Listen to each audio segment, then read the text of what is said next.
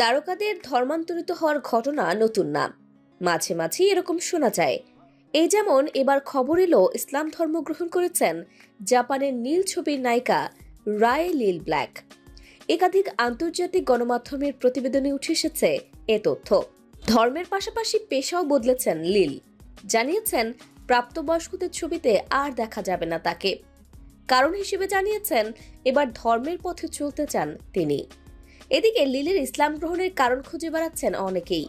তাদের নিরাশ করেননি অভিনেত্রী। জানিয়েছেন কিছুদিন আগে এক বন্ধুর সঙ্গে দেখা করতে মালয়েশিয়া যান লিল। সেখানে গিয়ে মনের ভেতর পরিবর্তন আসে তার।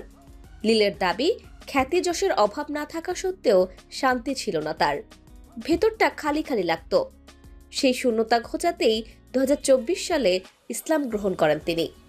নিজের নাম বদলে রেখেছেন নূরে ইস্তেকবাল। পবিত্র মাহে রমজান শুরুর আগে থেকেই রে লিল ব্ল্যাক তার পূর্বের সমস্ত আপত্তিকর কন্টেন্ট সোশ্যাল মিডিয়া থেকে সরিয়ে ফেলেছেন। তবে অনেকেই বলছেন নীল ছবি ছেড়ে স্বাভাবিক ছবিতে ফিরে আসতেই ধর্মের আশ্রয় নিয়েছেন এই অভিনেত্রী।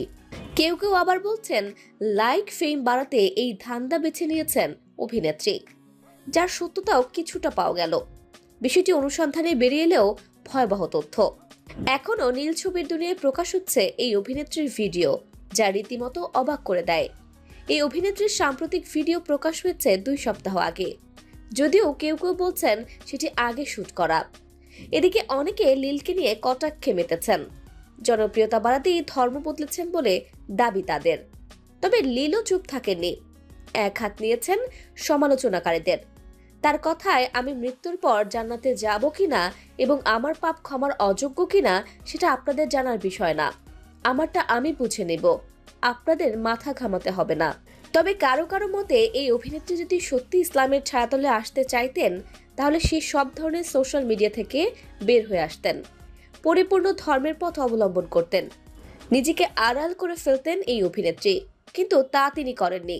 তার নাম প্রচার করেছেন, যাতে তরুণদের কৌতূহল বেড়েছে, যার ফলে তারাও তার পুরনো জীবনের খোঁজে অতীতের সেই নীল ছবিগুলোতে আসক্ত হয়ে পড়ছেন। তবে এ বিষয়ে লিল জানিয়েছেন, তার নাম ব্যবহার করে প্রকাশিত কোনো নতুন প্রাপ্তবয়স্ক ভিডিও প্রকাশ পেলে জানবেন তা ইসলাম গ্রহণের আগের সময়ের রেকর্ডিং।